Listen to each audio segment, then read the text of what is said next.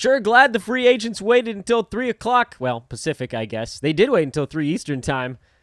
It's the live show. It's NBA Free Agency 2019. Hoop Ball has got you covered. The weird, the silly. We are all here together, and I hope you guys are going to enjoy this as much as I am. So far on the feed, you've got myself, you got Mike Apotri, you got Josh Millman, you got Coach, and I feel like I kind of have to start with Josh. I mean... Brooklyn! I broke out my Brooklyn Dodgers hat for you, Josh. You can't see me on the way I've got this set up. I know. Well, you're representing somehow, so yeah, I appreciate it. It's the LA-Brooklyn connection. Obviously, the news so far in free agency, very Nets heavy.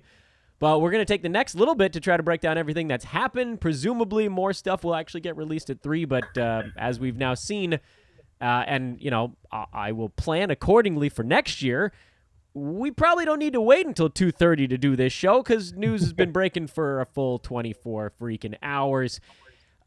Here's the list I've got so far, and any of you guys, feel free to chime in at the end of this thing to let me know what I'm missing because I'm betting it's at least something. Kemba likely to Boston. That one mostly official. Obviously, everything at this point is mostly official because it's 2:30 Pacific time. Clay back with the Dubs. Nets get Kyrie, KD, DeAndre Jordan, and Garrett Temple. Yeesh. Derrick Rose to the Pistons. Vooch back with the Magic. I got to move my recreational vehicle to Spain because Nico is moving to Europe. Darren Collison retired due to, I believe, something related to his Jehovah's Witness faith. Paul Millsap, his option exercised by the Nuggets. He's back with Denver for $30 million for 1 year. Dwight Powell gets a 3-year, $33 million extension with the Mavs. Jonas Valanciunas, 3 years, $45 million with the Grizz. Kings are signing Dwayne Dedmon for 3 years at 40. Harrison Barnes is back for 4 years at 85. That's a lot for Harrison Barnes. Terry Rozier to the Hornets, 3 years, $58 million. Oof. Rudy Gay, 2 years, $32 million in San Antonio. Brook Lopez back with the Bucks, 4 years, $52 million, and Chris Middleton gets himself the 5-year, $100 and around $80 million with Milwaukee. Gentlemen, there's no way I can corral everybody for the entirety of the show, so screw it. Let's get silly now. Did I miss anything there? I've got some things to throw in. All right, yeah, Coach, have at it. All right, man. Coach. First of all, Josh, congratulations, man. What Thanks, baby. I appreciate it. Dude, that's crazy. That is crazy. Let me just say that, that this had been the day that Nets fans have been waiting for the past 3 years. And the fact that this is all happening is bananas.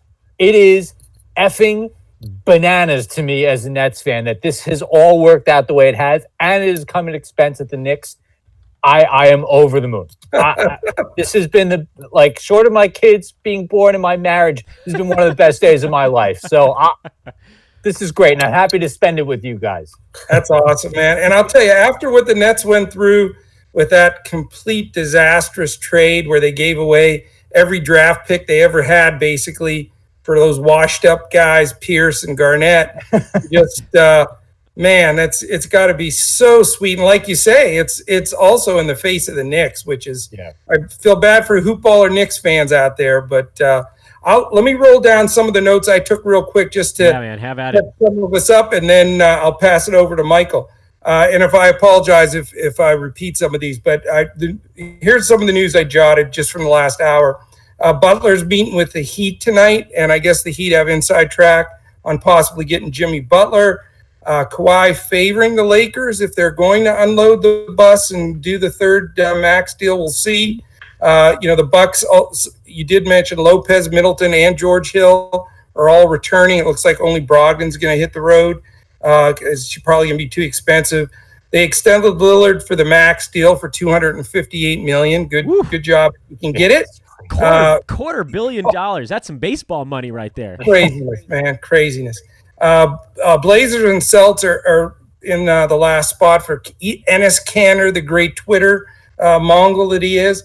The Magic re-signing Vukovic. Pacers are going to get Rubio, it looks like. That's the big strong feel right now. The Grizz are going to re-sign Valanciunas on a 3-year deal. Looks like Bogdanovich, the sharpshooter, may go to the Jazz. An odd guy, but a guy to keep an eye out for, especially for fantasy leagues, is Nikola Melli, who was the leading scorer in the EuroLeague last year, signed with the Pelicans. And again, Rudy Gay with the Spurs, staying there. And Rozier, the big deal with the Hornets that you signed, who is a great sleeper that I hope I can get in my keeper league. Anyway, Mike, what you got?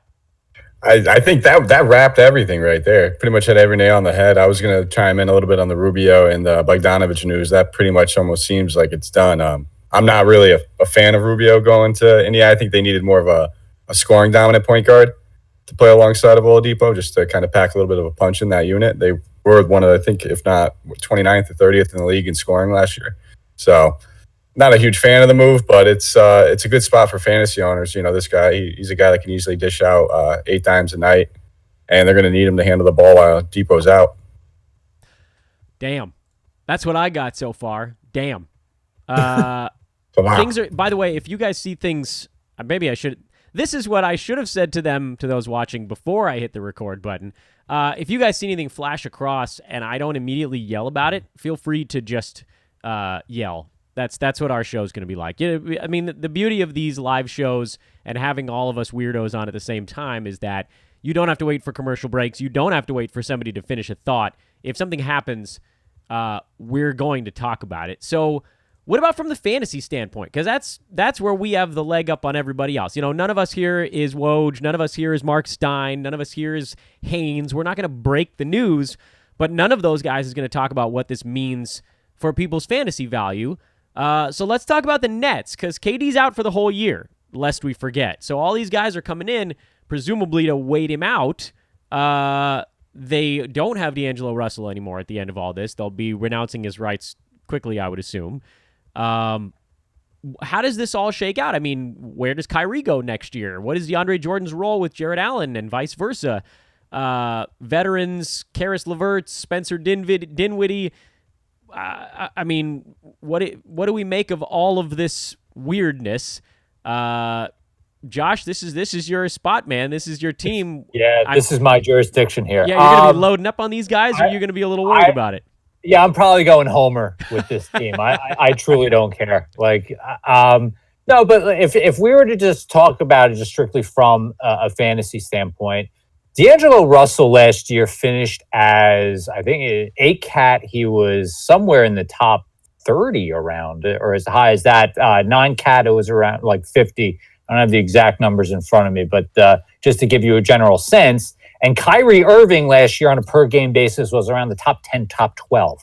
So just from a statistical standpoint alone, there's some upgrades. So I expect that to kind of hold going into next year. Kyrie's going to be given the ball. I think he's got a lot of great talent around him, just like he did in Boston. And the Nets will continue to play their up-tempo game with a lot of three-point shooting. And there's going to be a lot of wide open guys, and Joe Harris and Taurean Prince. Don't forget, he came over from Atlanta over there, and hopefully LeVert stays healthy for the entire year. But there's going to be a lot of opportunity. I do expect, again, a high octane offense. I think DeAndre Jordan will kind of take away a little bit from Jared Allen, but Jared Allen wasn't playing 30 minutes a night to begin with. They tended to put a cap on his minutes, but they needed someone to come in and replace Ed Davis and be that true boards guy that they need, so that Allen isn't getting beat up by the likes of Joel Embiid on a night-to-night basis. So I think he'll match up against some bigger teams a lot better. But I expect Kyrie to still be that kind of late first round type of player. And all these, and on any given night, a lot of these guys could go explode because, again, they have the shooters, they have the weapons, and I think Kyrie's going to make it happen over there. Mike, what are you thinking? I love it from a standpoint. Kyrie's fantasy value. I think we might see one of his best career years coming over there in Brooklyn the year before Durant comes back. They kind of saw what happened over there in Boston. They're not going to just throw the keys at this guy. They're expecting to be the number 2. That's why they went out there and got Durant. But he's going to be able to push this offense. They can run with him. DeAndre Jordan, Jared Allen, both two bigs that could run the floor pretty well. They're going to be there for the alley oops. I love it for Kyrie's value. It's going to hurt LeVert a little bit, Dinwiddie a little bit too. Though they're going to do a little bit of 3-guard sets, so we're going to see that. But Kyrie's a lot more ball dominant than D'Angelo Russell was. So that's for Kyrie. Love it. I'd be looking at him, like you said, late first round, early second, right over there on that swing, and feel very, very comfortable with that pick. Coach? Well, I do have one thing that popped up here. The Kings look like they're going to finalize Dwayne Dedmon for $40 million and Harrison Barnes for $85. Yeah. So other than the Knicks, the Kings are the biggest. They just don't make sense to me. But I love the Dedmon. I love the Dedmon pick. I don't. I like the Dedmon pick as why? well. They have 3 centers already. They have Bagley, Giles, and Cauley Stein. Well, Why Cauley Stein is gone. They're not. Cauley Stein's gone. They're not bringing him back. His agent already said he wants out. So but don't you want to give your center minutes to your 2 young guys that are the face of your franchise possibly going forward? I don't think they mind giving Bagley and Giles minutes at the 4. Dedmon's just such a nice, calming influence at that center spot. And I think he only played, you guys can check me on this because I got so many windows open right now. I think he only played like 24 to 25 minutes a game in Atlanta last year and was right around top 50 in 9-cat. I mean, he had a brilliant fantasy season, and he's just one of those, he's just like solid. He doesn't screw too many things up. He can pop the 3, gives them some spacing in that regard. The fact that they were linked to other guys where they would have had to spend $100 million and they're getting away with 13 a year for Dedmon, I think that was a good move. Now, I'm with you, Coach, on the Barnes front. I'm betting we all are on that side. That's a lot of money for a 26-year-old that moves like he's 36. Yeah, I understand what you're saying. And Dedmon's not a bad ball player. And he may, to tie up $125 million in those 2 guys, when you actually have a good base of young guys with Fox and the 2 big guys that I mentioned and such, it just, I just don't get it. I never really quite understand what Vlade does there. But again, that's just me. If they ever show that they're going to win something, then I guess I can go a different route. But I don't know. That's a head scratcher to me. I do like Dedmon. I think he would have been a great fit somewhere like the Celtics or somewhere where he actually could have plugged in push a playoff team. But to be part of a rebuild and sack with a bunch of young guys, just a little bit interesting to me. I'm with the whole team here. I think Kyrie is solidified, maybe moved up a little bit in the mock drafts now for this upcoming year. I think he'll, with Durant still being on the shelf, with that team and the pace up that they run there with the Nets, I think he's going to have a fantastic year. They've got a good culture there, with some good sleeper guys. I think actually adding Kyrie may add to LeVert's stock value and such, because he's going to get the ball. He's going to be spotting up. The only guy I'd be a little concerned about is Dinwiddie, because he certainly was on the rise. They did just sign him, to $11 million a year. So he's sort of settled in. I would be a little bit wary of his numbers going forward. But, I'll tell you, I would say this coming year, they could be a fringe playoff team like they were this year, 6, 7, 8 seed. And then with Durant back the following year, if he is healthy, they've got to be one of the favorites in the East, flat out. I don't know if everybody just saw me laughing. My wife didn't want to appear on the show, and her computer was on the table behind me. So she actually just crawled underneath the camera, reached up, pried the computer off the table, and crawled back out of the room. So that's a doctor, ladies and gentlemen, that I just made do that for a fantasy basketball show. So I feel like somehow I won in that regard. I don't. Maybe I'm mistaken on that one. We got a lot of stuff to cover here. I want to take a moment to plug a few things since we sort of launched in head first, and now we've been given a deep breath here 15 minutes before actual free agency begins. Everything that happens at 3 o'clock Pacific time will be categorized at hoop-ball.com. So the website that makes all of this possible, Hoopball, has a website. It's hoop-ball.com/category/agreements in principle. You can find the link. It'll be going out over our Twitter feed here in 14 minutes, or you can just type in what I said. It's going to list every contract signed after free agency begins. You can also check out Brewski's ridiculously in-depth and slightly nerdy, as I adjust my bifocals, look at how teams are spending their money. That's going to be updated throughout the day as well. All of that stuff is at hoop-ball.com. If we could trouble all of you guys watching the show right now, and I'll repeat this again later, give it a thumbs up on the YouTube page, subscribe to our YouTube page, all of our podcasts, believe it or not, Fantasy NBA Today, if you're a premium member during the season, the Brooklyn Nets show, which they got themselves some fun to work with now. Najee and Hunter are going to have themselves a wingding this year. The Lakers show, the Kings show, upcoming shows yet to be released. The box score breakdown when it returns. We have 2 or 3 new shows that are coming up that we'll be kicking out there in July or August. All of those actually get ported onto our YouTube page. This is a pretty good spot to check out everything we got going on. So again, throw that thumbs up on there. Subscribe to the page. We will love you forever. You can see our Twitter stuff that's on this homepage. And, of course, this is all brought to you by our good friends at Hawaiian Isles Kona Coffee Company. Thank you, guys. I know we got... Listen, I feel like I shouldn't be doing this plug. Mike, I'm turning this one over to you. Yes. On a scale of 1 to dead, how dead would you be without Hawaiian Isles over the last 365 days? I tell all my friends, all my buddies, like, get rid of the Starbucks app off your phone. Just get Amazon. They'll deliver it like next day by drone. Just drop it right into your coffee maker for you and everything. This stuff's gold, man. I just the sound of Hawaiian coffee just like sparked my interest right away. And once I decided to go out there, I tried some, and then again I was about to refill, and there was one of our awesome listeners that won one of our contests sent me a couple bags of it too. Yeah, that was his sweet. His winnings. I'm literally on like one scoop left of that right now.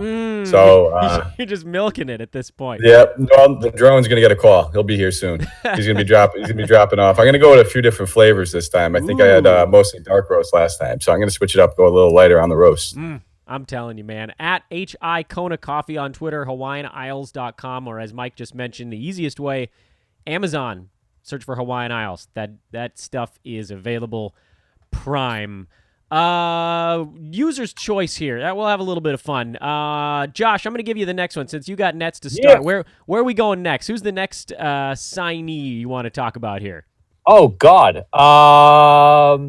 Non-Nets signee. Maybe I should throw that. Non-Nets signee. Yeah. Well, let's go. Let's get a big name out here. Let's go with Kemba here. Okay. Let's get a big name out going. Good call. Coach, you want to kick us off on Kemba? Kemba Walker. Well, I'll tell you what. I think he's going to fit right in there, just in the same mold of like Isaiah Thomas was with them. I mean, I think it's just an exact Celtics replica. I mean, he's going to be a scoring guard and one of the best places to play in the Garden. I think he'll do fantastic there. I think he's the cornerstone now. The question is, what are they going to do with the rest of the team? I mean, Horford is definitely leaving. That's 100% for sure based on something just came out. He's broken off any talks with Boston. So that Baines is gone. They have no center. Hayward's still on the rise back. So, Kemba, I think, is a great pick in fantasy leagues. I think he's going to have a fantastic year. But, the rest of the Boston team, other than Tatum and maybe Brown, a lot of question marks. They have a lot of filling in to do. Certainly need to land a decent center as well. But I think Kemba's going to be fantastic this year. Mike? From an actual basketball standpoint, it boggled me. It didn't make any sense to me. I just thought if he was gonna, leave Charlotte, it would be to a team where he'd be able to win now. Lakers was one of the main standout teams where I thought he was gonna go. From a fantasy perspective, I think Coach hit it right in the head. He's going to kind of fill right into that role. He's still going to be taking on that big scoring. He's going to have the highest usage on the team. And he's a respected player too. I think these young guys in there are going to kind of give him a little bit more of an edge than they would have gave Kyrie. He's a little bit older. He's played in some big tournament games. He's hit big shots throughout his whole career. And that means something to young guys. They kind of want to know how do you perform in that kind of situation. And when you can learn it from a guy like Kemba Walker, that's great. And when once he hits one game winner over there, no one's going to remember about Kyrie Irving anymore. Boston's going to absolutely love this guy. Josh, we'll loop it back around to you. I'm not going to lie, guys. I'm going to be the contrarian here. I have concerns. I don't think from a fantasy or a pure basketball perspective that Kemba won't produce. I think he will. I think he's going to be great, but I think the question is just how great he's going to be. There are a couple things that I'm just noticing rather quickly. Is that I'll spin this as both kind of fantasy and reality in a sense. Is that Kemba Walker last year was on a non-cat per game basis was 21, finished the season 21. Kyrie finished 11, or excuse me, 9. And a couple of stats jumped out at me. One is that Kyrie did that on 18 and a half shots a game. Kemba did that with an additional 2, so 20 and a half shots a game. And my concern is that the Hornets were, an offensive wasteland. And Boston has a lot of options to score that Kemba isn't going to have to be that force scorer, if you will. The other thing I picked up last was when I was doing, I think it was the postmortems with Mike, and I was doing the Nets. I had noticed that the Nets run a lot of pick and roll. And the other team that ran as much pick and roll as D'Angelo Russell and the Nets was Kemba Walker and the Hornets. And that is not something that Boston tends to do. The last 3 years, they're actually towards the bottom of the league in that. So my concern is where are all those points going to come from Kemba Walker, given the way that the shots are going to get distributed out of Boston. Tatum's going to want his, Jaylen Brown's going to want his, and Gordon Hayward, last year was an off year for him, but they're going to need to justify that contract too. And hopefully he's got another year removed. If Kemba Walker, I don't doubt that he's going to be great and he's going to look great playing for Boston. Just he felt to me last year like a very scoring dependent point guard, and he was excellent last year. I just don't know if that same thing can happen for Kemba next year. In Boston in an entirely different situation, but again, could be dead wrong. Let me react to that a little bit. A couple of things. I see what you're saying, absolutely, but I think you're going to see an efficiency increase for Kemba. I mean, if you watch those Hornets games last year, everybody stood. I mean, you had Zeller and just a bunch of not good players standing around. Zeller set that high screen, and basically they double him. They would do. Kemba was the only option. Now that he has some space to kick it to and find an open spot for himself, I think you're going to see his percentages increase. He's always been a phenomenal foul shooter. I think his assists will go up because he's actually got competent guys to pass to. And I think, I get that his usage may slightly go down, but if you look at the Celtics' pace was a little bit faster than the Hornets, so that's going to help. And the fact that it's an addition situation of having better players around you, I think you'll see his stats go up. Plus, I think you got to make note of the rest of the Celtics team. Kyrie, let's face it, as awesome as he is, he was a terrible fit in Boston. The young players didn't get him at all. There was no connection there. Now you bring in Kemba, who's arguably the best locker room guy in the league, and you put him with these young guys and embrace them. I think you're going to see all of their statistics go up. I think they'll be a more efficient team. And I also think Ainge is one of the best general managers in the league. He knows that Kemba's strength is pick and roll. They don't have a center right now.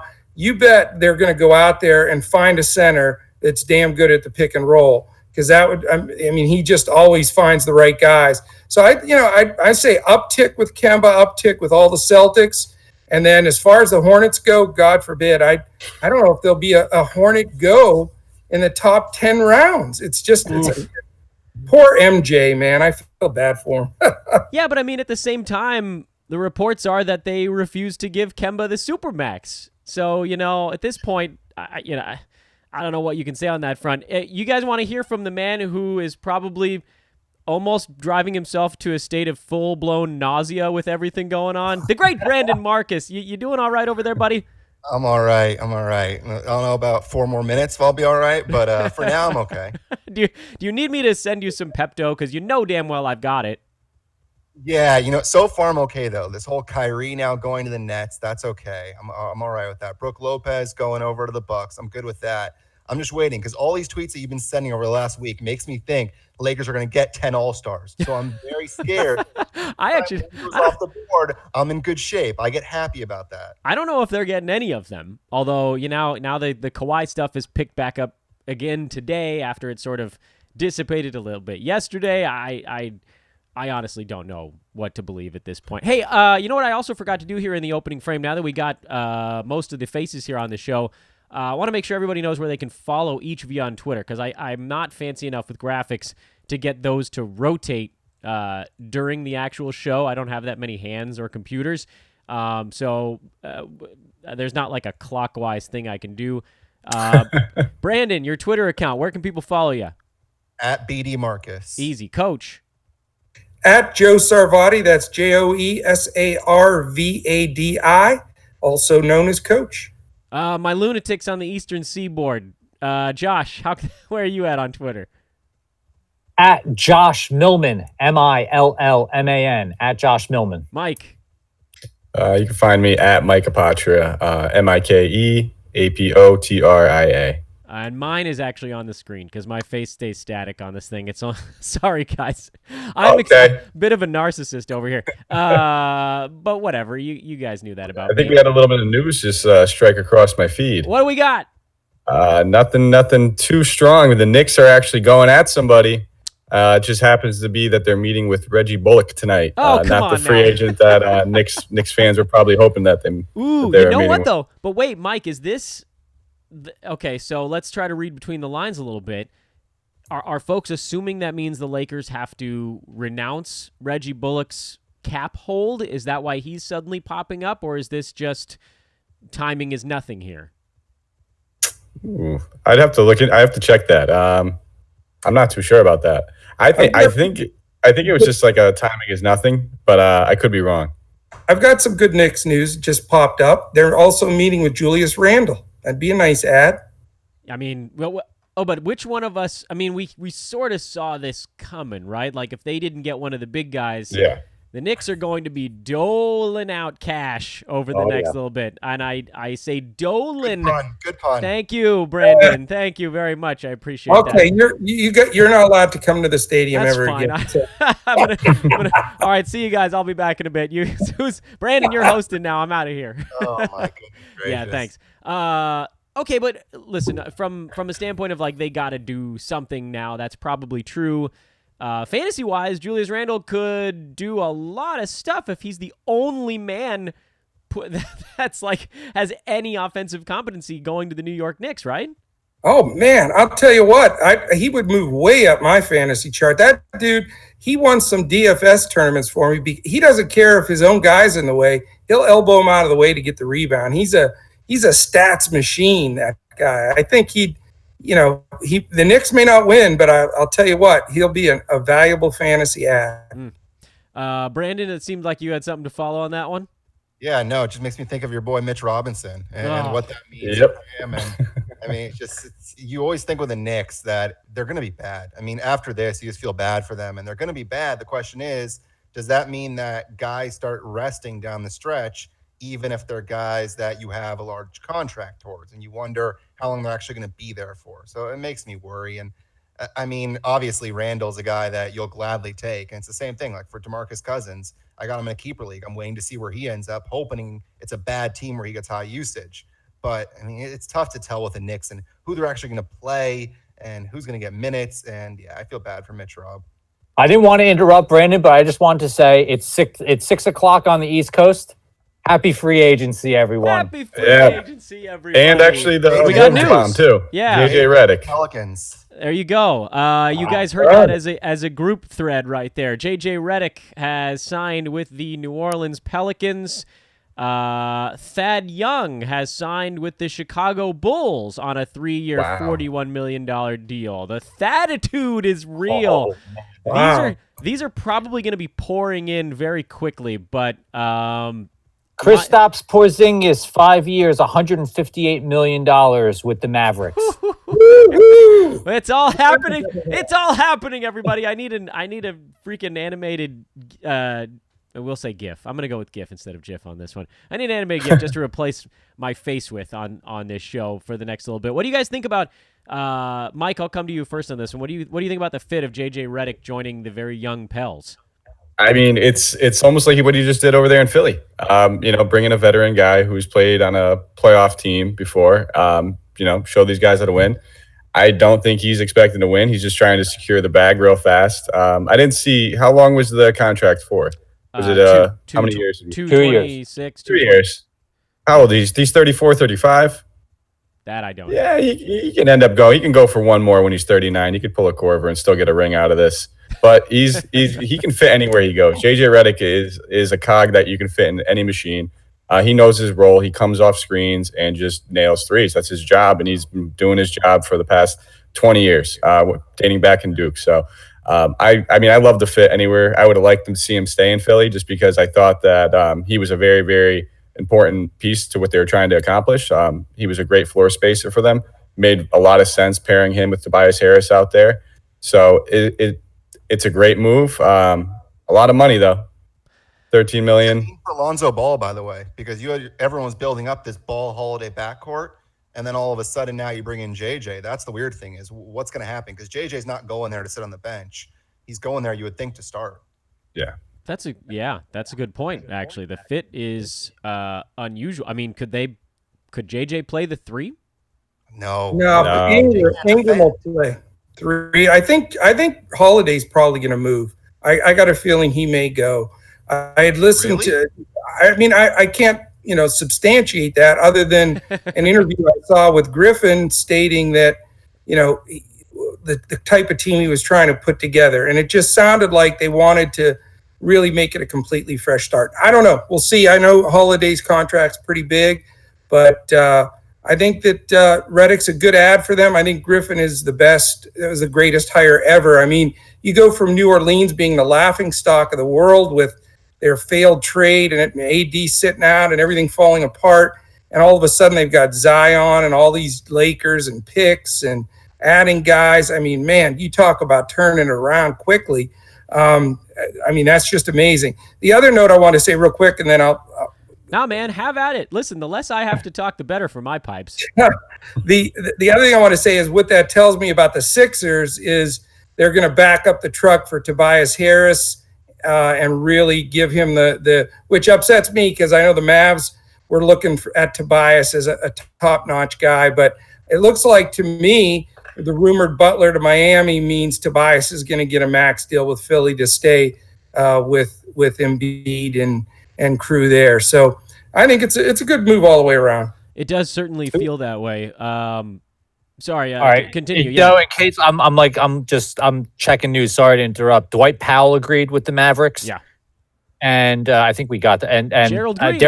Derrick Rose 2 years with the Pistons. I'm pretty sure we covered that, but I think it's official now. So yeah, well, hopefully we can get to a lot of these things. We're going to try to cover things kind of from the top down a little bit here. KD's official now, obviously, too, by the way. Yes, sir. On his Instagram page or his company's Instagram page, Gerald Green back to the Rockets for a year. That's probably one we won't get to cover in significant depth on today's show, I'm guessing.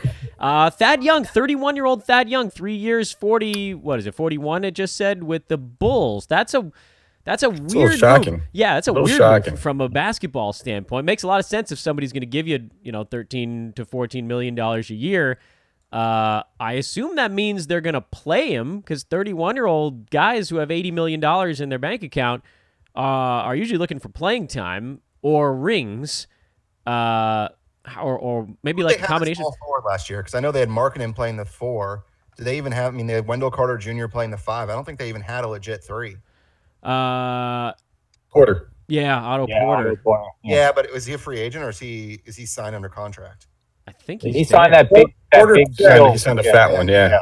Geez, so I don't know what he's doing over there either. He's just gonna spell minutes. I think They forget who's on their roster. Can I just say to Dan, your D-bomb old man squad is in quite the flux this offseason. Dude, don't remind me. Please don't remind me. My guy Nico Mirotic isn't even in the country anymore. Nico left the country. Darren Collison retired. Thad just sent himself into an oblivion. And who else? Oh, the only guy that now has any semblance of upside is Marvin Williams, because no one else in Charlotte's going to play offense. Yeah, Marvin Williams opting in might be the best thing to happen to the Dan Besbris old man squad since its inception. I can't believe it. Oh, free agency, you son of a bee. How about Jonas Valanciunas? Can we go there next until something crazy happens? Because this one is... this is fun. I like the fact that he re-upped. I was a little worried he might go somewhere else, but man, Memphis loves him, and we love Jonas's fantasy game. Is that let me phrase the question this way: is there anyone on this show that's not excited about this? Yeah, that's silence is golden. Yeah, I can't wait. Falls over the crowd. Yeah. See, that was a better way than getting everybody screaming at the same time. Mike, what do you think his upside is now? They've committed to him for 3 years. If we're going to see them playing the sort of minutes that he was down the stretch, those 30-plus minute games, the ones that he was never able to get in Toronto, that he's got top 40 upside easily. Easily. And he's a great fit over there playing next to Triple J. Triple J can space the floor. And then he's going to just clean up all of these missed. Because Morant, he's a young point guard. I absolutely love Morant. But he's going to struggle with efficiency issues. And just to have a guy there to help clean up those second chance points is going to be fantastic for them. I love the move. I think he makes the entire team better as a whole. I'm going to go right down the list of where I see your faces on my screen. Josh, you're next on my bar here. I love it. His upside, if he can stay with those 30, like up to those 30 minutes a night, I think, like Mike said, his upside's fantastic. I've got him in a dynasty league, and I'm thrilled that he decided to stay. I have one small caveat, is that a lot of his production last year came with Triple J injured. And now they've added also Brandon Clark in the draft. I mean, but look, you have to. My philosophy is you got to make the playoffs first to worry about that. But still, I love it. But again, just the two small things to worry about with Jonas's overall value. Coach? Well, I think Josh hit it right on the nose right there. He put up most of those numbers with two big scenarios. One, Triple J was out, and two, he knew he was playing for a contract. And I like Joe Val, I really do, but he's not moved. I'm not really crazy about drafting him as high as probably everybody else will. I think that his minutes restriction all the time, I mean, I don't see him playing more than 28 or 30 minutes a game. It just, he never has with Toronto. He seems to be better when he plays in spurts of shorter minutes. And, I think they got a fair deal with signing him. The price was right, but I'm still a little buyer beware on him. Brandon? Yeah, I loved him last year when I had him. He was a monster. I mean, he was putting up games 20 and 15 with 2 blocks. When you helped me win a league, I got allegiance to you, and I love you. And Jonas, man, I'm very happy with him. Mark Stein tweeting that Jeremy Lamb, by the way, has emerged as a potential I can't call him a Thaddeus Young replacement, but that's kind of what it seems like. Now, all of a sudden, Indiana is interested in a wing guy as soon as Thad announces that he's gone. That would be an interesting replacement if that's a Ricky Rubio, Victor Oladipo, Jeremy Lamb, and it sounds like Bojan Bogdanovic is probably gone. So is that Miles Turner and Domantas Sabonis as the starting 5 out there? That's what they want to do. They already it, came out and said they want Sabonis and Turner playing together. So we'll see how that actually works out. What do you, Brandon? What are your initial thoughts? Let's say all of that does come to fruition right now, as long as we're. Oh, by the way, Terrence Ross back with the Magic, 4 years, $54 million. So that's that one you can throw on the list as well. And we'll talk about the Magic staying the course so far this free agency, bringing their guns back. But Brandon, let's say that's what the Pacers look like next year. How many of those 5 guys are fantasy relevant? At times, all 5, but it worries me how good Turner and Sabonis are going to be, because both those guys by themselves are great. But then last year we saw when one of them was hurt, one of them was healthy, they were fantastic. But you worry when they're playing together. I know they did it last year a little bit, not sure how they actually did numbers-wise together, but it does worry me a little bit. Usage-wise, though, you're happy with Rubio as your point guard because he's not a guy that's going to go and take a ton of shots. So I like it for the bigs, but it worries me to see how they're actually going to play together. I'm going to go back down the runway here. Coach? Well, I just happened to look this up real quick, and when they didn't play a whole lot of minutes together on the floor, but when Turner and Sabonis were on the floor together, Turner's stats went down by 16%, and Sabonis's went down by 14%. That's fairly substantial from a statistical standpoint. So are they going to take some rebounds and scoring away from each other? Definitely. But I think as time goes, it seems like their games will fit because Turner's more of a defensive shot blocking, run the floor big, and Sabonis is more of a post up, back you down, strong guy. So I think if once they get used to each other, they'll do well together. But I think, you got to worry a little bit about this statistical decline when they're both on the floor at this moment. Josh, any thoughts on that and anything else that's been rolling through? I guess, time being our friend here, I should probably ask you guys multiple questions at once. Whatever, I'm a bad host. Just as far as the Pacers go, I have concerns about that front court pairing. They were such a strong defensive team last year, but I don't think that Sabonis really kind of brings that defensive intensity the way that Thad Young did, at least from a front court pairing with Miles Turner. And I'm curious to know how that will affect both players' stats. Like Coach said, it's a little bit worrisome. That's a team in flux. And don't forget, like towards the end of last year, I think they were kind of banged up. They really didn't play well, and they got pretty much destroyed by a Celtics team that was dealing with a ton of issues on their own in the playoffs. So, and now losing these guys and losing Collison, basically replacing him with Rubio, and then losing Thad Young. I don't know. And don't forget Tyreek Evans isn't there anymore, but with his suspension. So that's a team that's I don't know. Like I'm a little concerned about all this. And Mike, not to be forgotten. No, I'm right there. I'm right there with Josh. I have a little concern. Like I said earlier in the show, this team had one of the best defenses in the league, and a lot of that was due to having the league's leading shot blocker in Miles Turner, and then I'm pretty sure Thad Young led the league in steals, or was up there. So those are two of your defensive cogs that got used to playing with each other. And Turner and Sabonis, they only played about 465 total minutes alongside of each other last season. So this wasn't something that they were confident in last year. So I don't know why they are now.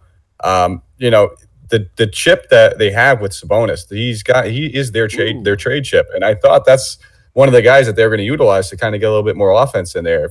And I thought they're going to keep that too because he was the captain of their team last year. So a lot looks like they're kind of taking this whole franchise in a different direction.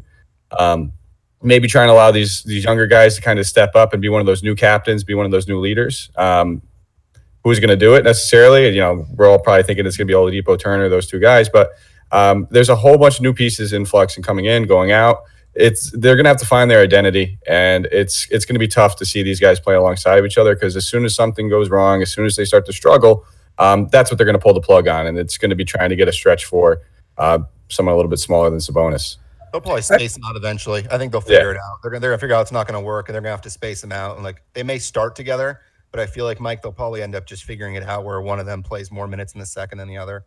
They got TJ Warren too. So I'll tell you what else is really huge. If they do get, let me jump in real quick, Coach, and we'll come back to you. Trevor Ariza signing with the Sacramento Kings on a 2-year, $25 million deal. We can break that down here momentarily. Hold on. D-bomb. What the heck? That's a lot of money. Did they just give a ton of money to Harrison Barnes? Yep. He's got the same body type as Trevor Ariza. Well, just in case. I want to check their stat. They got to be the same height and length and everything. Can somebody give me an amen for my earlier comment about Vlade? I mean, really? Come on. He's a nostalgic man, if nothing else. This is strange. I would have thought Trevor Ariza, by the way, happy birthday, Trevor Ariza. He turns 34 today. 6'8", obviously, if we're looking at height here. a little bit of a strange move. I've got to think this means that the Kings' offer was a bit higher than what other teams were putting out there. That's $25 million over 2 years. That's not nothing for a guy that's already starting to get up there in age a little bit. Well, it also means they're not getting Horford. I mean, if you're going to give $25 million to Trevor Ariza, you got to think, right, that they're not going to give Horford because you want to keep the money that you can for a guy like that. The Kings are baffling. I want to throw something in there before we get off the Pacers. Because this just struck me. I think this is a huge thing. It looks as though Rubio is going to be the point guard for the Pacers, and he is absolutely known as one of the best deliverers of the ball, and that might be exactly what Turner and Sabonis need. That could be something that brings that entire squad together, because Collison was really like to score. I mean, he wasn't a true one in the sense of, he leading the league in assists, whereas Rubio's always in the running for top assist guys. So just something to keep in mind. I wouldn't I'd like Sabonis and Turner. I wouldn't run from either one of them. Man, I don't even know if we should necessarily loop back around to the Kings. Let me take a quick promo break from all of this stuff. Please, no. Oh, my God. I may have to put the sign back up on the damn treehouse. I finally brought it down last year. Heavens, Kings. You're crushing me. This is, of course, the Hoop Ball free agency show. We're having some fun, trade deadline show. We got the Blazers on. The sport coats, I should say, not the Portland Trail Blazers. We got the Blazers. We got the suits and ties, all that stuff. This one's a little Hoop Ball t-shirt action here. I got a Brooklyn Dodgers cap on because I thought, you got to throw a little bit something Brooklyn's way with today's going. But those of you that are watching that are maybe newer to the Hoop Ball contingent, welcome. It's a pleasure to have you. If you have a moment to throw a thumbs up on the YouTube show we got going right now, follow us on Twitter at HoopBallFantasy. Everybody's Twitter handles, we went through them before. BD Marcus, Joe Sarvati, Josh Millman, Mike Apatria. I am, of course, at Dan Besbris on Twitter. But most importantly, now that these things are becoming official, head on over to hoop-ball.com. We have the running agreements in principle thread where everything that's real is being cataloged. You can find it all in one place. It's very difficult to know when things are officially official. Names on the dotted line, all of that. So, the contracts can't sign for about a week longer, but we know what we're talking about at this point. That is going to be available at the Hoop Ball homepage, hoop-ball.com. You can also check out the great Aaron Brucey's thread on where all of the free agents are going and whether or not those deals are of high quality. And, of course, at the end of my madness here, the Orlando Magic add a new name to the mix. Al-Farouq Aminu, 3-year, $29 million with the Orlando deal with the Orlando Magic. He joins the likely re-up of Nick Vucevic and the likely re-up here of Terrence Ross. Orlando, they are not content to turn this thing over to the Mo Bambas and young men of the universe. They are happy with what they did last year, and they're spending. Mike, I'm coming to you first on this one. Al-Farouq Aminu fits into that team where precisely? It's going to have to be off the bench for 22 minutes a game. I think we've already seen in the past he's not a very reliable guy playing small forward. He's a power forward right now, and you're going to play him over Aaron Gordon.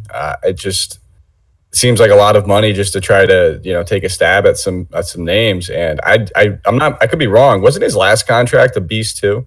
Did he make a lot of money for no reason last time? Does this guy just keep getting tons of? He's Harrison Barnes stunt double. Mike Apatria, by the way, hates Al-Farouq Aminu and Harrison Barnes. If you guys are not at this point, I'll look up his money while you guys continue. 4-year 30 with Portland. Oh, there you go.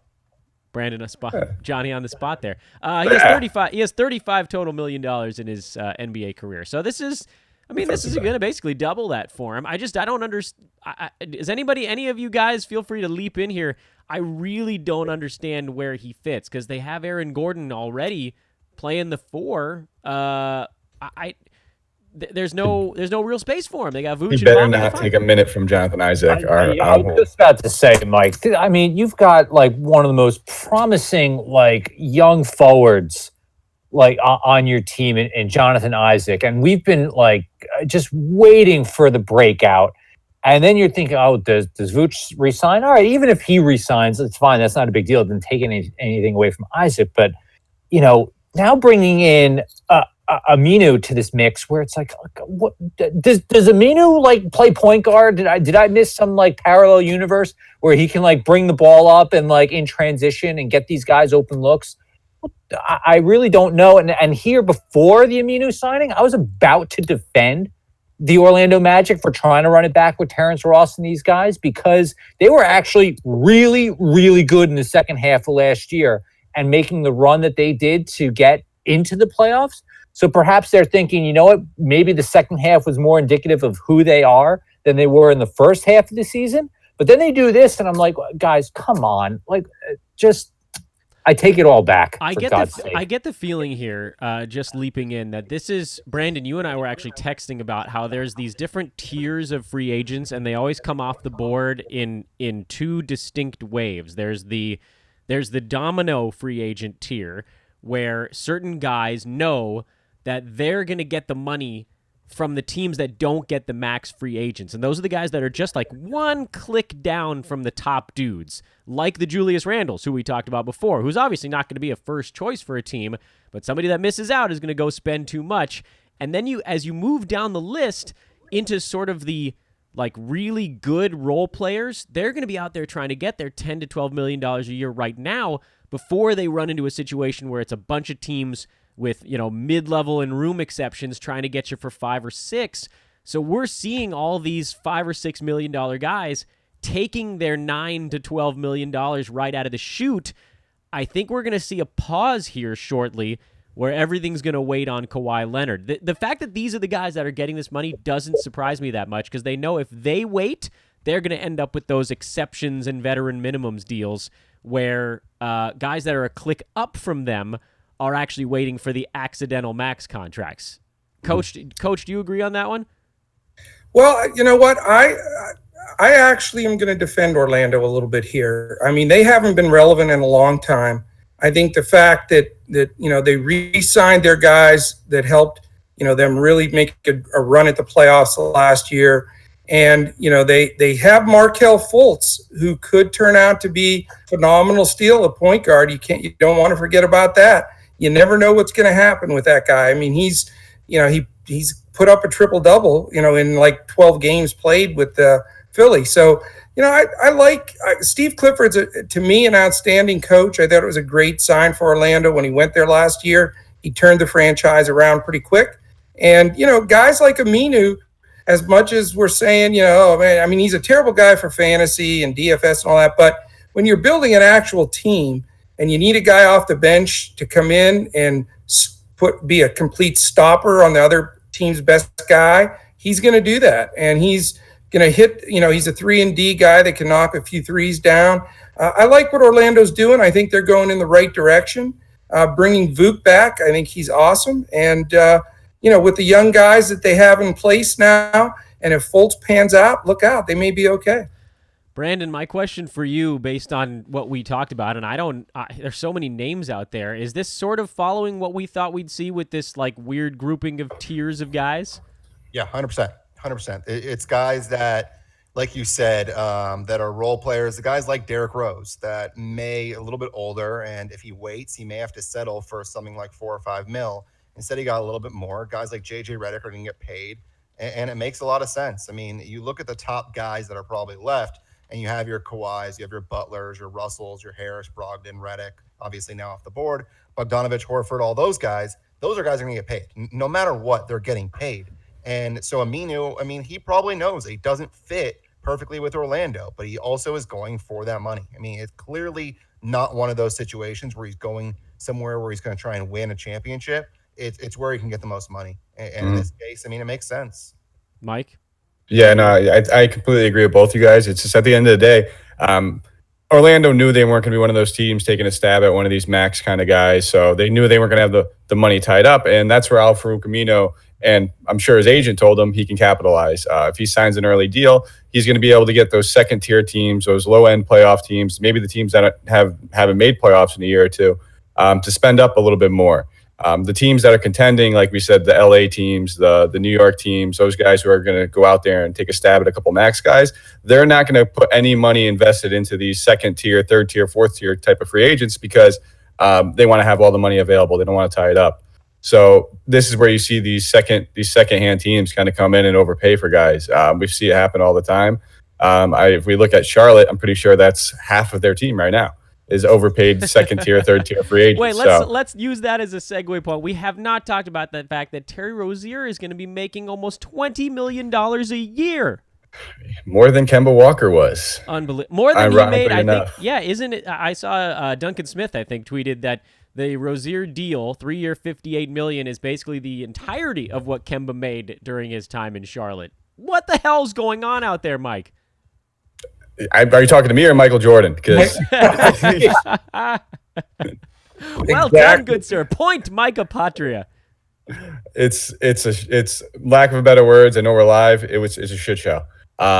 This franchise is showing that they're not one that's going to attract a destination spot for any free agents in the future. It's where guys go and retire and just kind of rot. They struck out on I don't know how many draft picks over the past 10 years. They're going to continue to probably do it because for some reason they just want to keep drafting Frank Kaminsky stunt doubles. They think for some reason that's the future and the way to go. It's coming. Yeah, Frank is coming. But with that being said, Terry Rozier will have some fantasy value regardless. Are He's you just at all a guy worried that's about the chucking aspect, though? He's an awful shooter. Yes, I am completely worried about that. He's going to be a terrible shooter. He's going to put up terrible percentages, but he's a guy that feels like he's playing with a chip on his shoulder, that he has something to prove, and he's getting his chance. He's going to have some decent bodies down towards the basket with Cody's. As bad as Cody Zeller is, he can finish on a pick and roll, and he's halfway decent defensive metrically. Like, he doesn't show up in blocks and all the good fantasy stats, but he's halfway decent on defense. So he's going to stay play his way on the court and probably see about 28 minutes. I do like Rozier. Depending on where he's going to go, I think the hype might get a little bit overblown and he's going to get a little overdrafted. But if you can get him, I was just telling you before, I just took him in a mock, maybe I think, what is it, the 11th round? Can we talk about the fact that you're doing a mock draft right now? Yeah, I'm a degenerate. If you didn't watch any of our live shows, I'll just come out and forthright say it. I'm a degenerate when it comes to fantasy sports. Yeah, I think we're so done. much, by the way, for Ricky Rubio to the Pacers. That's not happening. He's three years, 51 with the Suns. The Suns. So you're saying, dark so you're horse. saying, hold on, my D'Angelo Russell to the Pacers, wild dark horse It's call. not I dead said yet, 3 man. weeks ago. then It's not dead yet. And Wow. Bojan Bogdanovic to the Jazz, 4 years, 73. So we did get a pair of stories here. Ooh, Malcolm Ricky. Brogdon, 73. if Milwaukee doesn't sign.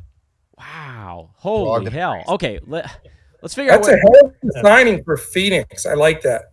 What? So- Why? Wow. But they have like Because four they point guards. don't have a point guard, man.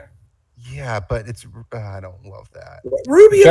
Jeremy Lamb to the Pacers, by the Yeah. way. Sorry to yeah. Oh, so Oh that's my official now. How are Oh. they gonna? How are they gonna field a team in Charlotte? I don't even think. I mean, you have any? Are you available, Patria? I think you could probably play the wing for them this year. I'd Here come love the to. tier 3 guys. Here come the tier 3 and tier 4 guys with Rubio, Lamb, Bogdanovic, And Malcolm Brogdon now. Brogdon. Yeah, Brogdon. Bucks working on a sign and trade with Malcolm Brogdon. Well, I'm sure glad we broke down what Indiana would look like if they brought in Rubio and Jeremy Lamb. That was Yeah. was time Can we well spent. rewind and edit that, please? all right. We'll just edit that out of the middle of the show, everybody. Welcome to the new start of this free agency live show. Okay, the Bucks now look like they're setting up to be Malcolm Brogdon, Victor Oladipo, Jeremy Lamb, Domantas Sabonis, and Miles Turner as a starting five. I actually think I like that better than the other one. Malcolm Brogdon is great. I love I Brogdon. love Brogdon. Yep. He's a Oh, here really you go. good. The actual trade's coming out. Indiana's trading a first rounder and 2 future seconds. Milwaukee for Brogdon. Wow, that's fantastic. That's a great pickup for them, man. Brogdon alongside Oladipo when he's healthy. Look out. Fantastic move. That's a pretty good haul for Milwaukee too on a guy they probably couldn't afford to bring back. Right. That's exactly what I was about to say, Dan. It's a testament to the front office because Brogdon was he was a late first, and look what they just get back for him. They got so much second round pick. second. It was second, Rookie of the year. Yeah. and they're getting back a first in 2 seconds, and Wow. they got their use out of the guy, and not for nothing, he's coming off a pretty rough injury as well, wasn't it? What was he dealing with last year? Plantar? Was it Someone wants to step in. I can't Honestly, exactly remember. Probably. It's 2 months ago, and it feels like 85 Healthy. years. Yeah, no, right. Who can keep track of these things? Yeah, Well, I'm probably like hoopball. somebody, please. Go to 21 hoopball and just roll back the Fine. feed. Good heavens. By the way, Brogdon is agreeing to an extension after the trade, 4-year, $85 million with the Pacers. So the sign and trade followed by getting $21.25 million a season. That's what we heard, by the way, that he was likely to get somewhere in that $20 million range. And for people that are listening are sort of not maybe up on the Brogdon thing because he was basically like a fourth or fifth wheel in Milwaukee. He had a 50-40-90 season this last year. He is the pinnacle of efficiency and is going to be a fantastic fit next to anything. I mean, that's the kind of guy you can drop onto any basketball team and he's going to be a good fit.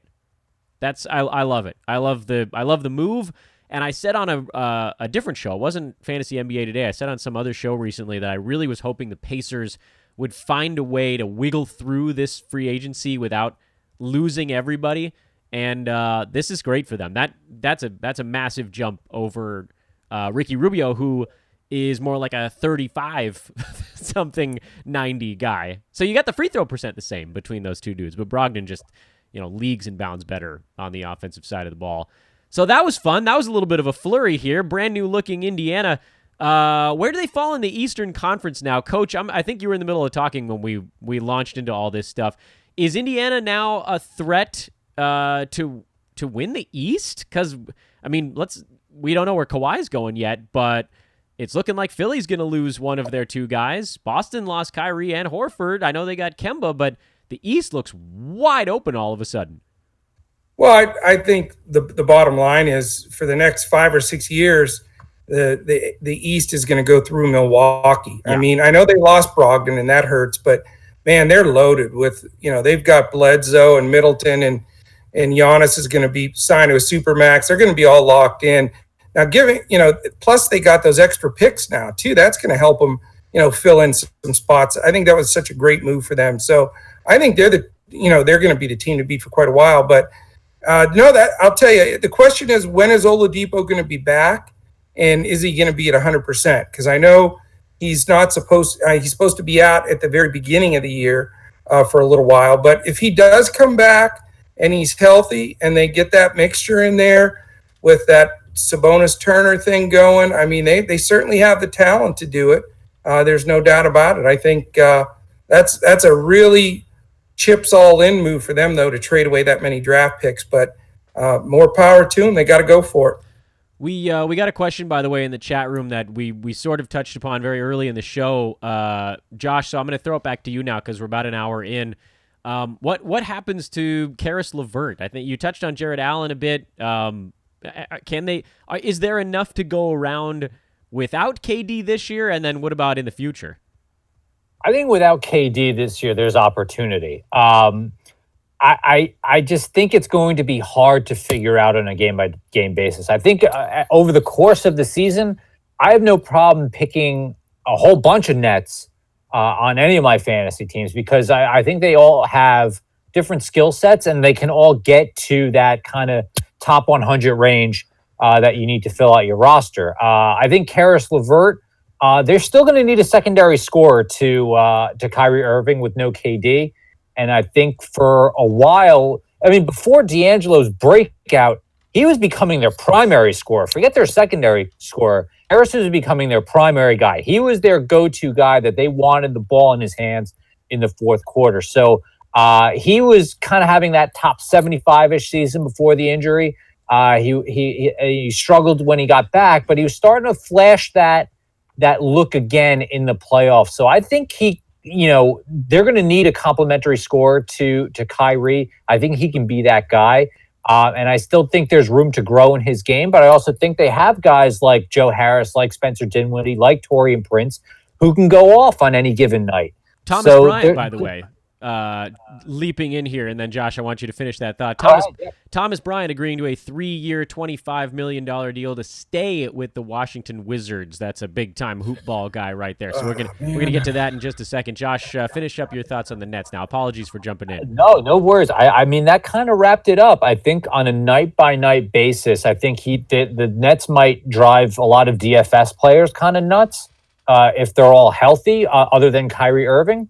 But I think over the course of the season, there's a lot of value on this team, and they're going to want to push the tempo. They're going to want to score, and I think a lot of guys on that team are capable of doing it. If I could, I'd like to touch up on that too. I agree everything Please. with Josh said, but I actually think this is the time if you're in dynasty leagues to take a stab at LeVert if owners are panicking, because he's going to produce this year, and owners are going to panic. They're going to think Durant's come back, but he's actually a restricted free agent in after next season. So they're going to have a tough time matching anybody's offer if they decide to throw some money at him, and if they're going to pay him that much money where the Nets can't take a stab back and match that, he's going to be getting usage wherever he's going, I'm thinking. So this might be a good time to look at him in dynasties. Distressed assets. We love them here at Hoopball.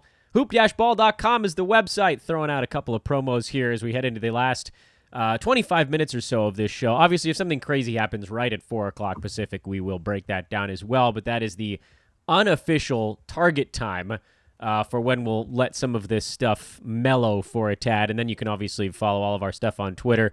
The Twitter handles for everyone at BD Marcus, at Joe Sarvati, at Josh Millman, at Micah Patria, at Dan Vespris. Largely name functional Twitters. Nothing silly and fun in this group. What a disaster. I gotta get Neil back on here so I can have at ball with Neil, and I can make up a new Twitter handle for him every single time I do a show with the dude. Neil, hope everything's going okay, man. I know he said had something personal come up, so hopefully everything is A-okay on that front. Thomas Bryant, he was a hoop ball guy. He was the quiet producer who had one huge game every 3 and floated his value into the top 100 for 4 months, and then all of a sudden they turned him loose for just a little bit at the end of the year, and it was bonanza time. But I honestly don't know what the Wizards' plan is. Obviously, they like him if they're going to give him $25 million over the next few years. Is this a guy, Brandon, I'll start with you, and we'll work our way down the bar here. I want to get your thoughts actually on 2 guys here in this section, and they're totally different guys on totally different teams. But I got so caught up in the Indiana Pacers side that I didn't really talk about the Ricky Rubio side. So Rubio to the Suns, Bryant back to the Wizards. Your thoughts on those 2 signings? I'll start with Bryant. I don't love it just because I don't like Scotty. I mean, I just don't trust how much he's actually going to play. Yeah. We saw last year he would play 10 minutes in a game, and then he would go and play 30 the next, and it's too unpredictable. I don't want a guy on my team that I have no idea how many minutes he's actually going to play. That was weird at the end of the season where he would start some games, come off the bench, play more minutes, sometimes off the bench than he would getting a start. It just didn't make sense. I just don't trust what they're doing there yet. The Rubio thing, I know Coach loves it. I just don't like the fit. It's weird. I don't trust Phoenix at all. Is the better way to put that. Rubio's obviously going to start. He's going to put up numbers, but what kind of numbers? How good is that team going to be around him? I just don't think they're going to be very good, and because of that, I just don't love it. Coach, those 2 guys, Ricky Rubio, Thomas Bryant, what are you thinking about them next year? Well, I have the opposite opinion of Brandon on Rubio as far as a fit. As long as he goes went with a team where he could be alongside like an Oladipo now with a Devin Booker. I mean, Booker, other than Curry, to me is the best shooter in the league. So the fact that you just need him to distribute. Rubio's never going to be a great field goal percentage guy, but a guy that can distribute, and he'll have a ton of assist lobs to Ayton. And they do have some decent young guys coming up. I think they're a team on the rise a bit, and I think Rubio will be a good fit there. So, it'll be yet to see, but, it definitely increases, to me, Booker's value as well. He now goes to elite status in my book. He doesn't have to worry about handling the ball all the time. He can get himself to a spot and score. I think he'll be one of the best 3-point shooters in the league for quite some time. Second to Curry, of course. And then as far as Thomas Bryant, I'm a massive Thomas Bryant fan for a couple of reasons. He was a guy that I was following even before I got involved with hoop ball, seeing him at the Summer League with the Lakers back about four years ago or so, and have him on one of my dynasty teams. So I was worried he was just about out of the league. And to see him, when he hooked up with Washington, that was awesome. And he played so well. Now, there's 2 things. One, I agree with Brandon on. Scott Brooks is a weird coach. I don't like his rotations, what he does. I'm not sure why they, kept him there. I thought he was going to get fired. But there is a silver lining to the Bryant thing is I did see an interview with about 20 games left in the season last year where they said they were going to rotate split time at center between Bryant and Porter, and they wanted to see how that was going to work out. They knew they weren't going anywhere, and Wall was out, and they just wanted to try to figure out what they were going to do. So as far as Bryant goes, I would watch and see where Portis lands. If Portis, he's a free agent, he still may go somewhere else. If he does, to me, that moves Bryant into, okay, this guy's actually going to get 30 minutes a game and be a stud. If not, like Brandon, I'd be a little worried because I don't know what the rotation's going to be. But I love the energy the guy has. He plays his tail off every night. And, I hope that they give him the minutes that he deserves. Now, maybe now that they're paying him, they will, because he can put numbers up. Josh, thoughts on Rubio, thoughts on Thomas Bryant, and also the sort of resultant note here that came across Twitter that with the Jazz likely to sign Bojan Bogdanovic, they will have to let Derek Favors walk away. So that's just sort of a little side deal. By the way, Rodney Hood will be back with the Trailblazers on a 2-year, $16 million deal. This surprised me. I was getting ready to fire the engines up for Bazemore and Mo Harkless, but they brought in another wing there. So let's make this a smorgasbord. Millman, I got names coming out of my what here. I'll try to do this rapid fire. I'm going to split the difference between Coach and Brandon on the Suns. I want to be optimistic about the Suns, but the Suns are the Suns. So I can't really, I can't pay too much, mind to that, because in theory, Rubio should be a great pairing with a Devin Booker. In theory, Dario Saric should be a great pairing with DeAndre Ayton. And then in reality, they're the freaking Suns. So this could go any which way for them. But, look, the Suns needed a point guard. Ricky Rubio is a point guard. So there you go. That's really that I feel like was the Suns' mentality going into this. I'll shift over to Bryant now. I do like the Bryant signing from a fantasy perspective. I don't know that I necessarily like it from any other perspective. I really do hope that Scott Brooke just lets him play, because that team is going to be terrible. So just let the kid play. You signed him, give him the minutes, and then we'll all be happy. Yes, the Portland Trailblazers, I'll go to Rodney Hood. They have a mess of wings now. I did like the trade when they got Rodney Hood last year, and now I struggle how that rotation is going to shape out. And the Utah Jazz, I think, are for real. They are a threat, whether Dan, you and the Lakers like that or not. That's a heck of a team.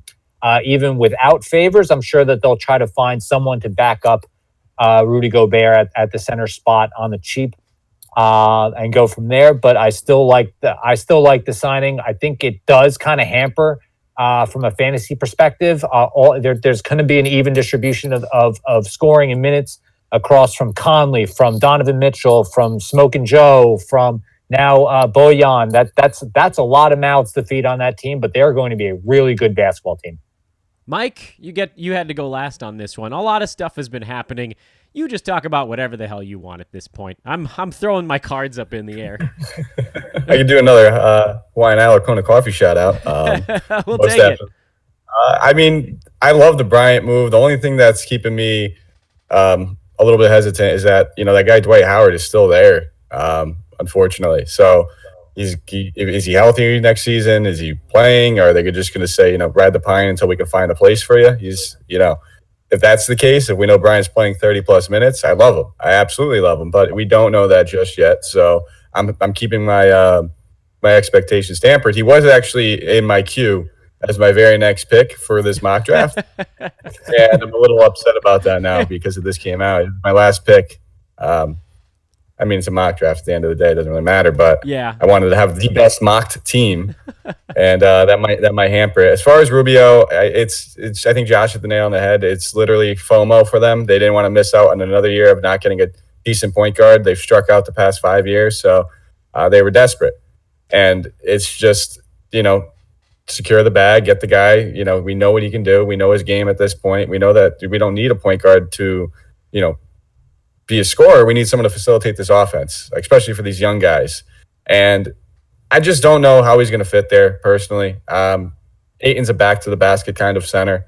It's going to be a little bit different. He likes to play with the ball in his hands for a couple seconds at a time before he puts up a shot, and that's going to affect Rubio's assists a little bit. The Dan Besbris old man squad might end up just being Mo Harkless next year, is my take. when this whole thing settles, the only thing Portland doesn't have is a power forward, and of all of these guys, the only one of those dudes that can actually play power forward is Mo Harkless, because he's like 6'9". How old is Mo? How old is Like, Mo? I think he's like 26 or something. Yeah, I was going to say he's not old man squad. His legs or his body, his heart. Dan, come on. His knees are definitely old, but Yeah, but that's he the thing. Himself is not old. That's what you got to take into account here. The Dan Besbris old man squad is not based on actual birth age. It's on joint age. And Mo Harkless's joints are far older than 26, so he's definitely allowed on the squad. I think chat room's getting a laugh out of that one as well. Everybody with Rodney Hood coming in, that puts a big thump into Kent Bazemore, at least for me, from a fantasy standpoint. When you look at some of this stuff, I haven't weighed in on a ton of these things today, and believe me, I will. I'll be going on a mad Twitter rant at some point today, just when the dust settles. From a fantasy standpoint, I actually like Ricky Rubio in Phoenix, because I think with them giving him $50 million over 3 years, they're basically saying you're going to play point guard. And even though they had all these sort of fringy young guys that they tried to stick in there, and then Tyler Johnson, who's not really a point guard anyway, Rubio's going to play, and he's going to be allowed to play in a way that Utah wasn't okay with, which is a little bit more, I think, probably like things were in Minnesota, where he can gamble. So I think the steals are going to be pretty high on a bad team getting up and down the court. The assists are going to be colossal, because he's just going to hand it to someone and they're going to immediately fire it up at the rim. So Tempo is going to be good. The team is going to be words that I refuse to. I've made a promise to myself I wasn't going to say them on a live show, but team's probably not going to be very good. But I think this is going to be a little bit of a resurgence for his fantasy value, because he was sitting outside the top 100 for long stretches last year. Brandon, I feel like I haven't heard from you in forever. We have all these things going on, and I'm trying to go down the list. Thoughts on the flurry here as we hit basically what I'm going to call about a 10-minute mark on our show? My thoughts are basically what everybody's been saying. I mean, we agree. We're talking right now about guys that are mediocre and ones that are not going to be in the top 75, most likely, when all is said and done. I mean, we're talking about Portland wings.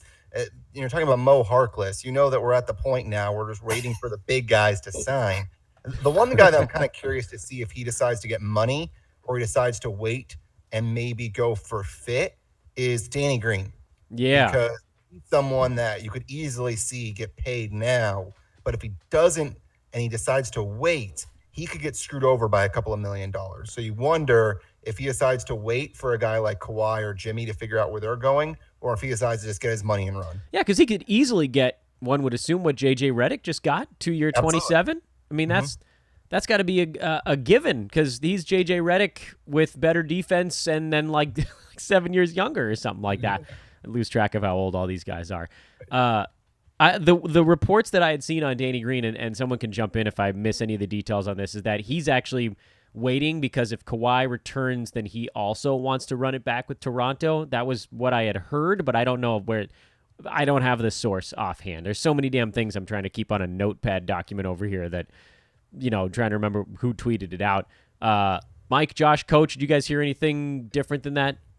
I know the Mavs are talking to him. That was one of the fill-in guys. They were looking for a spot-up shooter, to spread the floor for Luka and Porzingis. But, I think he was going to wait until Kawhi's decision to make a decision. And I think the market's always going to be out there for him. He's not like an Aminu, because he's, just a really good 3-and-D guy that's got championships under his belt, multiple ones. And so he'll find the right place for him and the right dollars, I think. I don't know if he'll get as much as Redick. I don't believe he will. But I think that, he'll stay in Toronto if Kawhi stays. If not, maybe the Mavericks or somebody of that sort. Josh, when do we think we hear from Kawhi Leonard? And do we hear from Kawhi Leonard in any way? Yeah. I hope within the next 8 minutes. I know. We're running out of time, Kawhi. Honestly, like Kawhi could make his announcement. Like, he could, like, I don't know. He could tell his Uber driver tonight, like, and and that's how we'll find out. I don't know. I seriously think it might be days. I don't have the answer. Like, because Kawhi is just an enigma. If you had asked me at the start of the year, or even now, if free agency, I would have said he's gone to the Clippers. That was my 100%. Like, that's where he's going. That was before the Lakers created their max slot. That was before even the Raptors going on their run and winning the championship. If gun to my head right now, I think he's doing a 1-1 with Toronto. I discussed that with Neil when I did the pod a few days ago. I think that's the most likely scenario, especially if I think Marc Gasol opted back in. The East right now is kind of like we discussed earlier. It's a wide open mess, and the Warriors are now depleted. The West is kind of wide open also when you think about it. What's to stop Kawhi from saying, you know what, we won last year? Before the Raptors need to kind of make big decisions with Pascal Siakam, why not run it back? We've got a championship caliber team again. Let's run it back. I agree. Logic would dictate that that's the smart play, and this is coming from a Laker fan. I'd love to see him in purple and gold, but the smart play that any regular old person would do is say, let's defend for a year. Let's defend our title. Everyone comes off the books in Toronto. Brandon, you and I have talked about that a million times. Their books are just insane. But listen, Brandon knows. I know. We've been talking about Kawhi for weeks. He's a Clippers guy over there. I'm a Lakers guy. Kawhi is not your standard NBA mind from everything we've seen. And Brandon, you're hanging in there okay. You look all right. Yeah, it's because I agree with Josh. It's going to be a couple days. I don't think we're going to know. I think he's actually going to take meetings. Apparently, unlike Kevin Durant did, I don't know how that happens, where all of a sudden he signs right when the deadline occurs, and you're not allowed to meet with any team. So that's weird, but that's clearly no tampering in the NBA. No, only the Lakers tamper. Come on, can we just all agree that that's a pretty ridiculous thing? It's either fine everybody or don't. Yeah, I don't get it. Why fine them for dealing with Paul George when you clearly had Kevin Durant meet with Brooklyn before anybody was even allowed to talk to teams? So that was weird. I think it was in New York at one point too, because I think Charles Oakley put up like a photo or something, of him with him, and he's like, trying to get my main man here or something like that, trying to show him the ropes in NY, and I'm like, okay, yeah. The Knicks, and then they realized, oh wait, no, it's not. It's I went on a major Twitter tirade earlier today. I can't believe the NBA they are such the forerunner of any pro league. They are they've marketed themselves so they're 12 months a year. They're brilliant. I think Silver's the best. But this whole entire situation with the free agent deadline and the trade or the draft is the most asinine thing I've ever seen. You've got every draft player taking a hat from a team that they've obviously been traded to or from, but they're not allowed to be traded. And then Adam Silver was actually on the show saying, well, if we know that they've tampered or not been traded, then they're going to be fine. Well, it makes no sense. They need to change the deadlines for the draft and for free agency so that they're ahead of time, so that the teams that are drafted, they take the guys, they change the hat like they do in the NFL. They go with the team that they're going to be with. And then in free agency, there's not one single team, agent, or player following the rules, so they need to adjust them. And I'm surprised that they haven't to this point, because they're usually ahead of the curve on everything. So if this doesn't get changed by next year, I think it's a joke, to be honest with you. I don't know what you're talking about. By all accounts, it sounds like Mitch Kupchak has followed every rule. Yeah. Yeah.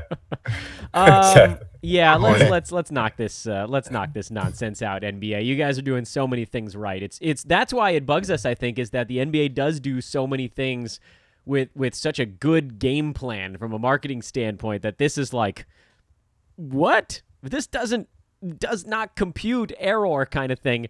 Mhm. Yeah, I mean it's utter silliness here. I think they should be treated like touchdown celebrations and just, let them happen. Yeah. Tampering's going to happen. Just But let them happen. yeah. We'll start to see some crazy, fun, stupid stuff. And then when it gets a little bit overboard, throw the flag in there and fine them a little bit. But just let it happen. I gotta say, I love this. I mean, I get that there are rules, and I'm sure that you don't want agents talking to executives or coaches, but you can't in this day and age of social media. You can't stop players from talking to other players. Yeah. You can't stop players talking from former players or media folks or everything. People get influenced within 10 seconds of seeing an Instagram post. There's so much information out there. It's next to impossible to stop them, but we as fans gobble this up. We have been talking about the off season of 2019, the entire season. This was like the Toronto Raptors winning the championship was almost a formality to this madness, to this today. Mm-hmm. And to a degree, the league loves it. How are they supposed to stop all this with all the information that's out there? Change the dates of when the free agent and trades can be done. That's all. It's time. It's simple. It doesn't mean they're going to lose any, momentum. It's just going to be sensible instead of idiotic. That's all. Who will be the next guy to sign? That's the big thing, because you wonder who's the next big guy to sign. And you feel like guys like Harris are maybe waiting for Kawhi. Same with Jimmy Butler. Is it going to be a guy maybe like DeMarcus Cousins who just tries to get paid? Interesting. Or someone like Al Horford? That's where I'm curious to see what happens next, because all the fringe guys have signed, and now you got to think that some of these level 2 guys are just going to start to get paid. And you wonder where they go. It's incredible how much Kawhi is holding up like 25 guys. As soon as the Kawhi thing happens, whether it's Lakers, Clippers, whatever, Toronto, then everything else is going to just boom, happen real quick. Yep. Gentlemen, let's get some final thoughts out there. That might have been actually final thoughts, but I want to make sure anybody that's got something else has the opportunity to lob it out there. Mike, I don't think I heard from you in that madness, or did I? I don't know. It's all madness right now. It's I'm right there with everybody else. I think we're going to be waiting several days on Kawhi Leonard. I think we're going to start to see some of these towers topple. On the Danny Green thing, I think actually him waiting is the best thing for himself, because as soon as we see Jimmy Butler and Kawhi and these other guys sign, if they sign somewhere else or go somewhere, you're going to see these other teams panic and just throw the money at them, because they're going to be afraid of, if they miss out on Danny Green, then what does that leave them after that? As far as one of those, two-way players still left in free agency. So him waiting is probably going to help his money. And at the end of the day, I think he's going to go where the ring goes. He's going to want to get money either in Dallas, he's going to get overpaid, he's not going to get the ring, or he's going to follow Kawhi somewhere, take less money, or he's going to stay over there with Kawhi. Those guys are best friends. They've always been since they were in San Antonio. So I wouldn't be shocked if they just stick together like Boban and Tobias over there, my two favorite people. By the way, here's to me the most perfect way for us to sign off of this 90 minutes of silliness. The Wizards are expecting to lose both Bobby Portis and Jabari Parker in free agency, which would mean that their trade got them, I think, a top 36 protected second-round pick, and that is it. But it's wonderful for Thomas Bryant. Yes, it is. Now he's back in the queue. Beast. Where is it? Yeah, get your mock back up, Mike. You don't want to miss out on old Thomas Bryant. Gentlemen, it's been a distinct pleasure. There's nothing breaking right now, so I feel like we're just going to take this opportunity to glide quietly into the Twitter sphere. You can follow all of us on Twitter. We'll be talking about this nonstop until, I don't know, whenever Kawhi Leonard signs, basically. At Dan Vespers, mine is up on the screen there, so that's a pretty easy one. But I am going to be porting this out to the podcast channel, so I guess it probably pays to say it out loud as well. At Dan Vespers, at BD Marcus for Brandon, at Joe Sarvati, that's Coach. At Josh Millman, he's going to get profane as hell on Twitter about this net stuff. Yeah. At Mike Apotria, Apotria. Thank you for watching, everybody. Please, again, go check out hoop-ball.com if you haven't been over there yet. The agreements in principle page being updated minute by minute with all of the things that are actually agreed to. You figured it out. In principle. Yeah, redundancy. I'm the committee for redundancy committee over here on on our live show today. This is also an episode of Fantasy NBA Today, so thank you for listening to that. Check out all of our podcasts. The Lakers podcast, hosted by the wonderful Ethan Noroff, has been pulled from its grave. It's back up and running. Again, Box Score Breakdown coming back in a couple of months. You got the Nets podcast with Najee and Hunter. That's going to be well trafficked with the news of today. I'm assuming they are recording an episode probably right now. I don't know if there are going to be any words in the episode. It might just be the two of them screaming for 45 minutes. But it counts as long as it's released on a podcast platform. Again, other shows coming as well. Cause and Brew, that's rolling around. You can find all of this stuff on our YouTube page or at hoop-ball.com. Gentlemen, in unison, let's see if we can do this. Let's tell everybody happy free agency. On the count of 3, 1, 2, 3. Happy free agency. So long, everybody. That was good. Now I have to figure out how to turn this off.